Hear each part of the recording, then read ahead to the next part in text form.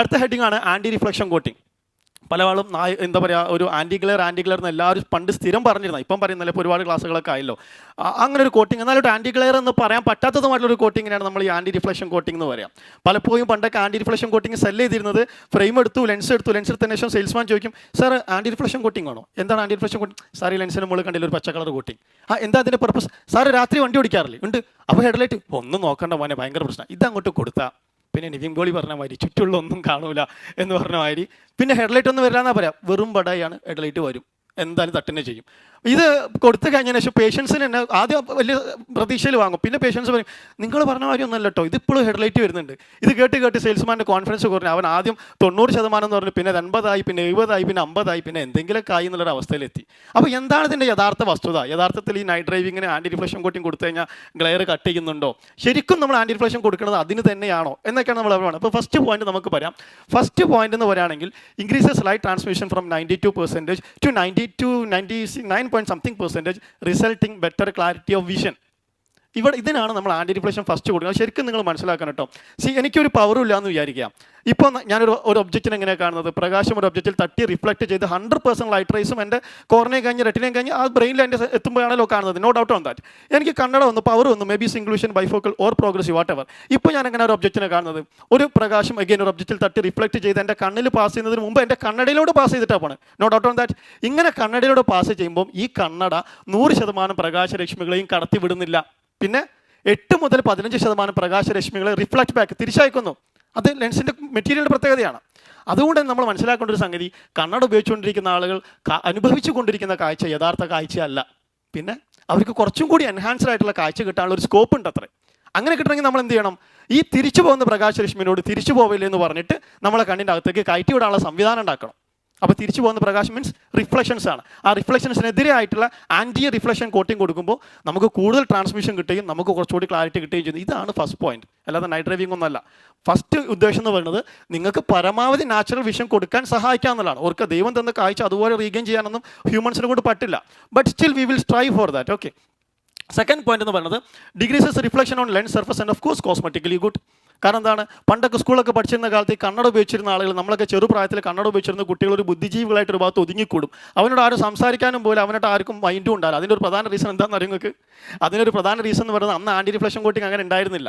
അപ്പോൾ anti reflection ഉണ്ടാകുമ്പോൾ ഈ കണ്ണടയിൽ അവൻ്റെ മുഖത്തേക്ക് നോക്കുമ്പോൾ അവൻ്റെ വലത്തേ സൈഡിൽ ഇപ്പുറത്തെ ജനവാതിലിൻ്റെ റിഫ്ലക്ഷൻ ഉണ്ടാവും, ഇടത്തെ കണ്ണിൽ ഇപ്പുറത്തെ ജനവാതിലിൻ്റെ റിഫ്ലക്ഷൻ ഉണ്ടാവും. മുഖത്തേക്ക് നോക്കി സംസാരിക്കാൻ പറ്റുമോ? അതായത് നമ്മളൊരാളോട് സംസാരിക്കുമ്പോൾ നമ്മൾ അവരുടെ കണ്ണിലേക്ക് നോക്കിയിട്ടാണ് സംസാരിക്കുന്നത്. സംഗതി നമ്മൾ മുഖത്ത് നോക്കി സംസാരിക്കണം എന്നൊക്കെ പറയുമെങ്കിലും നമ്മൾ സംസാരിക്കുന്നത് കണ്ണിലേക്ക് നോക്കിയിട്ടാണ്. അല്ലെങ്കിൽ നിങ്ങൾ പരസ്പരം ഒന്ന് ട്രൈ നോക്കിയാൽ മതി. നിങ്ങൾ പരസ്പരം തൊട്ടടുത്തുള്ള ആളുടെ നെറ്റിയിലോട്ടോ കവിളിലോട്ടോ ചുണ്ടിലോട്ടോ മൂക്കിലോട്ടോ നോക്കി സംസാരിക്കാൻ ശ്രമിച്ചൊക്കെ കഴിയില്ല. യു കാണ്ട് 100% നിങ്ങൾക്ക് കഴിയില്ല.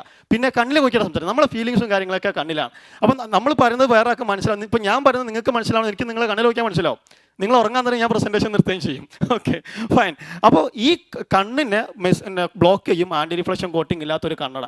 ഓട്ടോമാറ്റിക്കലി നമ്മുടെ കോൺഫിഡൻസ് ലെവൽ കുറയും. ഒന്നും വേണ്ട, നിങ്ങളൊരാളുടെ സംസാരിച്ചുകൊണ്ടിരിക്കുന്ന സമയത്ത് ആൾ കണ്ണ് താഴ്ത്താഴ്ത്തില്ലെങ്കിൽ അങ്ങോട്ട് നോക്കി ചെയ്താൽ നിങ്ങളുടെ കോൺഫിഡൻസ് പോയില്ലേ.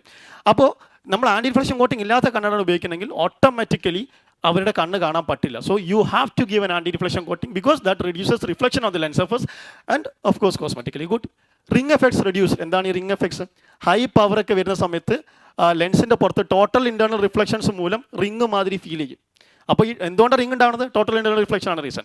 ആൻറ്റി റിഫ്ലക്ഷൻ കോട്ടിംഗ് കൊടുക്കുമ്പോൾ ഒരു പരിധി വരെ ടോട്ടൽ ഇൻറ്റേർണൽ റിഫ്ലക്ഷൻ ക്യാൻസൽ ആവുകയും, again not 100% but still it is better. ആ റിംഗ് എഫക്ട്സിൻ്റെ ഇൻറ്റൻസിറ്റി കുറയ്ക്കുകയും ചെയ്യുന്നു. അടുത്തത് എന്താണ്? എലിമിനേറ്റ് ഹോസ്റ്റ് ഇമേജ് എന്ന് പറഞ്ഞാൽ ബൾബിന് ചുറ്റും ഇങ്ങനെ ഹാലോസ് കാണാം, ഒരു ട്യൂബിൻ്റെ അപ്പുറത്ത് വേറെ ട്യൂബുള്ള മാതിരിയൊക്കെ തോന്നുക. ഇതൊക്കെ ഈ ആൻറ്റി റിഫ്ലക്ഷൻ കോട്ടിംഗ് ഉപയോഗിക്കാത്ത കണ്ണ് പേഷ്യൻസ് അനുഭവിച്ചുകൊണ്ടിരിക്കുന്ന പ്രശ്നങ്ങളാണ്. അതിന് നമുക്ക് വിത്ത് ആൻറ്റി റിഫ്ലക്ഷൻ കോട്ടിംഗ് കൊടുക്കാനത് വെക്കാൻ പറ്റും. And fifth point, decreases reflection in the night driving. Point ഉണ്ട്, കളഞ്ഞിട്ടൊന്നുമില്ല, പക്ഷേ ബാക്കിയും കൂടി പറയണം. എന്താണത്? When compare to lens without coating. ഇത്രയേ ഉള്ളൂ. അതായത് നൈറ്റ് ഡ്രൈവിങ്ങിന് ഇത് നല്ലത് തന്നെയാണ്. Decreased reflection in the night driving, no doubt on that. പക്ഷേ കോട്ടിംഗ് ഇല്ലാത്ത കണ്ണടനെ അപേക്ഷിച്ച് കോട്ടിങ്ങുള്ള കണ്ണട നല്ലതാണ്. അല്ലാതെ എതിരെ വരുന്ന വണ്ടിൻ്റെ ഇടലേറ്റ് ഡിമ്മാക്കാനുള്ള മാജിക് വസ്തു ഒന്നും അല്ല ആൻറ്റി റിഫ്ലക്ഷൻ കോട്ടിംഗ്. അത് നമ്മൾ കൃത്യമായിട്ട് മനസ്സിലാക്കണം. എങ്ങനെയാണ് റിഫ്ലക്ഷൻ നൈറ്റ് ഡ്രൈവിൽ വരുന്നത്? ഓക്കെ, ഒരാൾക്കൊരു പവറും ഇല്ല, അപ്പോൾ പ്രകാശരശ്മികളെല്ലാം കറക്റ്റായിട്ട് വരുന്നു. അദ്ദേഹം കണ്ണട ഉപയോഗിച്ച സമയത്ത് ഹെഡ്ലൈറ്റിൻ്റെ ഒക്കെ റിഫ്ലക്ഷൻസ് ഒക്കെ ഒന്ന് ആകെ ബുദ്ധിമുട്ടായി. അപ്പോൾ നമ്മൾ എന്ത് ചെയ്തു? ഒരു ആൻറ്റി റിഫ്ലക്ഷൻ കോട്ടി കൊടുത്തു. അപ്പോൾ അത് റെഡ്യൂസറായി. എന്നാൽ പിന്നെ കണ്ണട ഇല്ലാത്തല്ല അല്ലേ? തീർച്ചയായിട്ടും അതെ, കണ്ണട ഇല്ലാത്ത തന്നെ നല്ലത്. പക്ഷേ ഒരാൾക്കൊരു പവർ ഉണ്ടെങ്കിൽ then no other option, no. അത് തീർച്ചയായിട്ടും നമ്മൾ ആൻറ്റി റിഫ്ലക്ഷൻ കോട്ടിങ് കൊടുത്തേ പറ്റൂ. അതാണ് ഇതിൻ്റെ logic. And the last one, increased contrast when compared to uncoated lens. സ്വാഭാവികം ഒരു കമ്പാരിസൺ കാണിക്കാം. ഇത് വിത്തൗട്ട് കോട്ടിങ്, ഇത് വിത്ത് കോട്ടിങ്. കസ്റ്റമർക്കുള്ള ആ ഒരു വിഷൻ എന്ന് പറയുന്നത് വിത്തൗട്ട് കോട്ടിങ് ആണ് ഇങ്ങനെയാണെങ്കിൽ, വിത്ത് കോട്ടിങ് ഇങ്ങനെയായിരിക്കും. പിന്നെ നമ്മൾ കാണുമ്പോൾ ഈ ആൻറ്റി റിഫ്ലക്ഷൻ കോട്ടിങ് ഇതിൽ ആ ലേഡിയുടെ പിന്നെ കണ്ണ് കാണുന്നില്ല, വ്യക്തമായി കാണുന്നില്ല. അവിടെ പക്ഷേ നമുക്ക് കണ്ണ് സ്പെസിഫിക് ആയിട്ട് യാതൊരു ബുദ്ധിമുട്ടില്ലാതെ കാണാൻ പറ്റും. ആൻഡ് ഓഫ് നൈറ്റ് ഡ്രൈവിങ്ങിനെ കുറിച്ച് പറയുകയാണെന്നുണ്ടെങ്കിൽ ഇതാ ബാക്ക് ലൈറ്റ് ഞാൻ വെച്ചത്. എന്നെ ഹെഡ്ലൈറ്റ് വെച്ചിട്ടില്ല, എനിക്ക് പേടി ഹെഡ്ലൈറ്റ് വെക്കാൻ. ബാക്ക് ലൈറ്റ് ഞാൻ വെച്ചത്. അതിൽ ഈ ഹാലോസും റിഫ്ലക്ഷൻസും ഒക്കെ ഉണ്ട്. പക്ഷേ വിത്ത് ആൻറ്റി റിഫ്ലക്ഷൻ കോട്ടിങ് എന്താ പറയുക, കുറച്ചുകൂടെ കംഫർട്ടബിൾ ആയിട്ടുള്ള ഒരു വിഷൻ എന്നേ ഉള്ളൂ. ആ ഒരു സ്കാറ്റേർനെസ് ഒക്കെ കുറയ്ക്കും. പിന്നെ ഇപ്പോൾ കുറച്ച് കോട്ടിങ്സ് വന്നിട്ടുണ്ട്, നൈറ്റ് ഡ്രൈവ് എന്ന് പറഞ്ഞിട്ട് എല്ലാ കമ്പനികളും അത് പ്രൊവൈഡ് ചെയ്യുന്നുണ്ട്.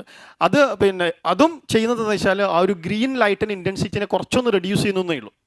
അപ്പോഴും ഇത് പറഞ്ഞ് കമ്മിറ്റ് ചെയ്തേക്കരുത്, എതിരെ വരുന്ന വണ്ടിൻ്റെ ഹെഡ്ലൈറ്റ് ഡിമ്മാക്കുമെന്ന് കമ്മിറ്റ് ചെയ്തേക്കരുത്. അപ്പോൾ പിന്നെ എതിരെ വരുന്ന വണ്ടിൻ്റെ ഹെഡ്ലൈറ്റ് ഡിമ്മാക്കാൻ ആ വണ്ടിയുടെ ഡ്രൈവർ തീരുമാനിക്കണം, അല്ല എന്ത്, വേറൊരു ഓപ്ഷനും ഇല്ല.